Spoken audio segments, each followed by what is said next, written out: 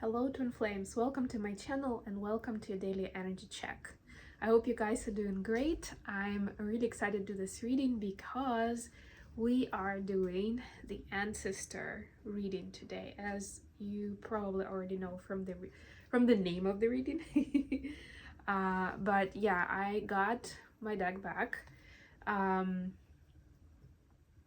So I'm back to my local area, and as you can also see with the backdrop, because that's back. The lighting still isn't ideal, but I think I'll fix it for the next time. And the next reading, by the way, is going to be new moon in Virgo.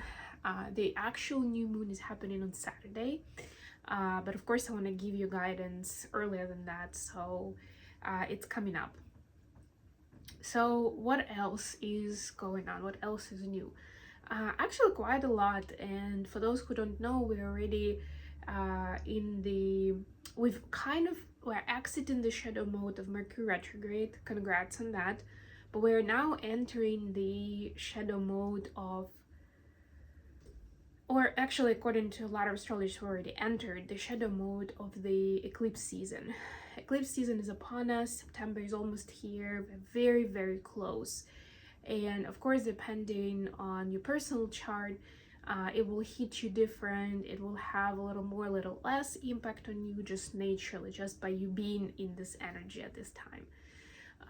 But nonetheless, it's a huge energy. And if you're interested in astrology, astronomy, you know that eclipses are like one of the biggest events that we talk about every year. So I will start talking about it a little bit more and letting you in on what these eclipses are bringing in, the signs, the types of eclipses, like all the different details. But for now, we'll focus on the ancestor message because we've got the deck. So let's start and see, like this whole reading is gonna have an intention of getting your message from your ancestors and what you need to know right now. The feminine collective and the masculine, of course. But this first message is going to be specifically an oracle message from the ancestors. So if you have a specific question to your ancestors, to your guides, like 99% of the time your ancestors are present among your guides. That's why these two groups overlap, right? And I sometimes use them interchangeably. But you can definitely ask some questions, ask for some clarity and guidance. It can even be a yes or no question. Take a deep breath.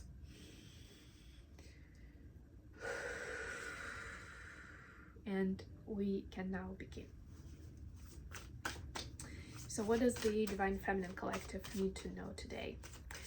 If you noticed, by the way, my new avatar, yes, it's new. Yes, I finally updated after like I realized that my channel is now 4 years old. So I had university, oh my god, I had an anniversary this month. It's 4 years, and I'm like, I set up that avatar at the beginning of it and I never changed it. Yeah, so I was like, yeah, I'm ready for something new, something more relevant too, even with the way I look, which, you know, that was more of my competitive dancing time. So maybe you know, on a certain level I looked more athletic, more exhausted too. But you know, with my physique, it was probably better than I am now. But on the other hand, you can usually read the energy from the picture. And especially like if you take pictures through different moments of your different phases of your spiritual journey, you know, where you can trace certain milestones of what you are going through. And luckily today we take quite a lot of pictures on the regular basis, so it's probably easier for you to do, and you can even look at it, you know, retrospectively, like maybe take a picture, like look through the pictures like from the beginning of this year up till now, and you'll see the difference, not just in like the hairstyle or even the weight that you put on or you lost some weight, but I mean like in your eyes, in your whole expression, it will be different. So you know, like in terms of the healing and the process, of course I like to think that I'm moving forward, and I've definitely done a lot of work on myself. A lot of work was the message that I'm sending to the world in these 4 years. So I thought it was a time for, an update to that. Yeah, stay tuned for my ideas for the cover photo, because I want to change that as well. All right, so without further ado, Divine Feminines, your message is the witch. Be the light. Yeah, literally the light worker card. The witch is the word that has a lot of negative connotations historically, especially because of the organized religion and how it's been taken, different ways. But in different cultures, in different languages, the witch actually, like, the word that is used for this means the wise woman, the knowing woman. It's always about that sacred knowledge that we have as feminines that is not easily understandable for others. It's that high priestess notion, right? But the high priestess is so divine, so otherworldly, right? So elevated. And the witch, for a lot of us still, it may sound like something disgraceful, right? Or a turn off, right? Or put down, right? Like, if somebody calls me a witch these days, I take it as a compliment, honestly. Of course, the context, the tone still matters, right? But generally, that's the fact. And if I mention something like that to some of my friends who are not into esoteric, light work, these things, they'd be like, really? Like, to them it'd be a big deal. Like, somebody called me a witch, like, it's so bad, oh my god, how could they do that? It's like so offensive. And I'm like, I'm just sharing, the excited moment, that people could see. And I mean, like, the deeper seeing of you, they can see who you are, and more so. And I think this is one of the main differences between me 4 years ago and me now, is that I don't spend a lot of effort, a lot of time on explaining too much on what I do, what my gifts are, who I am, my soul journey, this lifetime journey, and all these things. And it's not because I'm hiding myself. It's more like, yeah, I say enough for the situation. But what truly really lights me up is when I meet people who see me.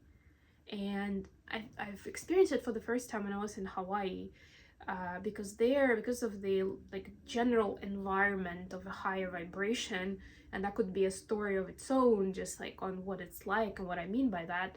But because generally, and it attracts those kind of people that are sensual, that are sensitive, that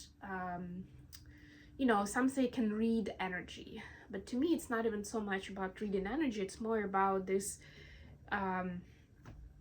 extrasensorial feeling, right? It's like your business card, your energy field is your business card. And it is like that with all people, by the way, regardless of what they believe in. Because we're still reading that information from people in front of us. But the acknowledgement and the awareness of that information is very different depending on where you are in your consciousness and in your own vibration, right? But because there, it's like the standard level or the average level is a lot higher, it's very common that people meet each other and they don't really discuss too much of, like, who they are, what they do for a living, They see each other through that energy. And it's magical experience when, somebody sees you and right away they're like, oh wow, like, you are or I can see your power, or whatever it is, right? And they say sometimes something very specific, and they are a stranger, and I'm like, whoa, yes. And I can see, of course, things about them too, and I can see their energy to a certain degree, at least. So yeah, remember to be that light and not to dim your light for anyone who may be a naysayer, a hater, a person who's deeply religious to the point where they forget that one of the main principles in any religion in the world is respect towards other human beings. So keep that light, carry it on, and that's something that would be inspiring others around you, even those who seemingly don't believe in it much or don't even think about it, or actually have a negative take on the whole idea of light work, of esoterics, of maybe even witches in their own language. Masculines, this is getting to be a long reading, but somebody needs to hear it, so I'm putting it out there. There we go. That's me being the light.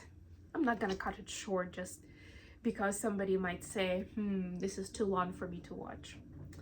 It's like, if you think about it, it's like a gateway, you know, that people who will have the patience and the faith in this message will actually get to the message that they're looking to hear about the twin journey and the feminine masculine collective.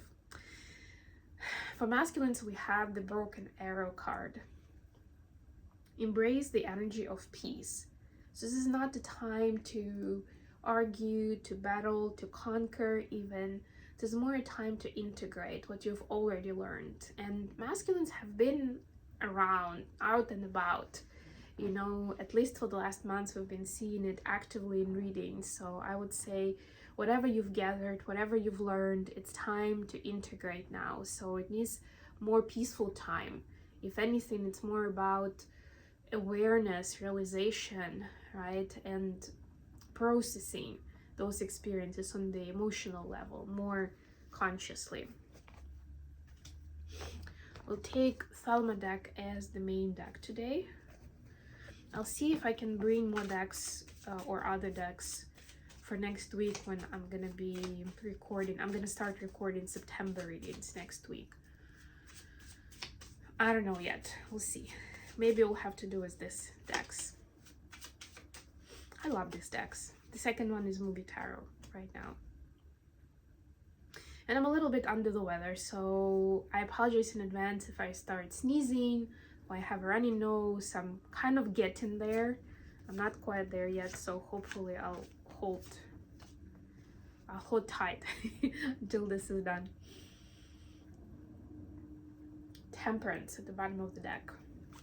Yeah, I like this. This is integration of like, what do we know from the rational world and from the sensual world, you know, connecting feelings and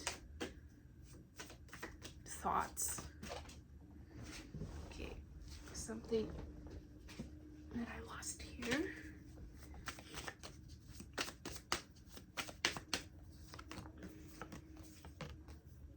By the way, don't forget to like the video and subscribe to my channel if you're new. There's also information in the description box on personal readings, coaching, collaborating with me on a podcast, and so much more. Which, by the way, I think for YouTube specifically, I'm going to be posting new episodes on my Mindful Bamboo channel. I don't think I'm ready for starting another one just for the podcast. So I'll continue posting on Mindful Bamboo, which I've reserved for mindfulness and wellness videos anyway, so this seems like a good fit. All right, so Nine of Swords here. Yeah, after we've been through some kind of journey of either a big trigger point, a big drama, or even a phase of insights and realization, a lot of times it creates anxiety just naturally, because there is this lack of coherence between mind and heart, and it may seem disconnected, like I can't make sense of it really, right? I can't fully live through it, where of course the somatic experiences and working with your body is very, very helpful to create that connection.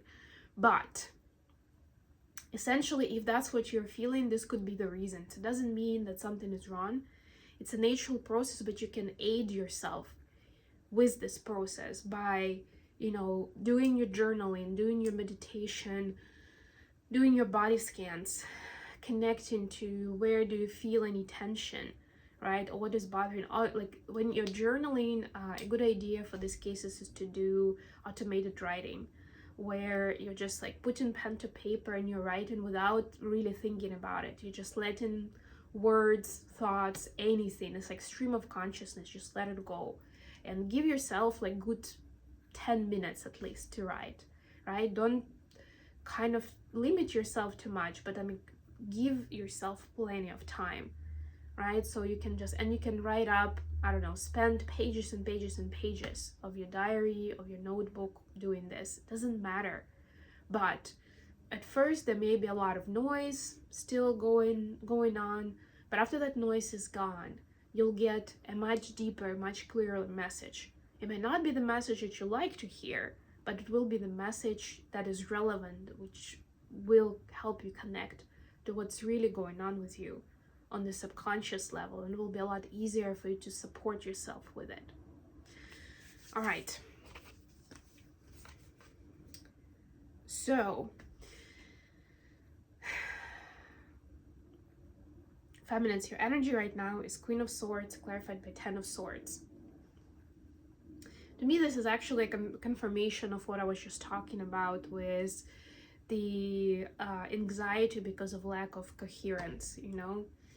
And there is a desire to get like to the bottom of it. There is a strong impulse to get it right, to get it sorted, to get the relief from this pain, from this uneasiness, right? It may take a moment, but everything that I just said about automated writing, about body scans, and having that inner dialogue with yourself is helpful. Of course, if you feel like you're not in a position to do it for yourself, or you can't dig deeper for some reason, then by all means, use the help and support of a trusted companion. It could be a mentor, a therapist, a coach, even a trusted friend, you know, somebody who will be that independent third party as much as possible, but still in a kind and loving way, you know. Masculines, your energy right now is 6 of Swords, clarified by 10 of Wands. Look at all these 10s. Like, you know, not the 10s that you like to see in the reading, but this is the end of the cycle, which actually makes a lot of sense ahead of the new moon that's coming up in a few days from now. So there is that kind of cleansing and intuitive desire to leave the pain behind, right?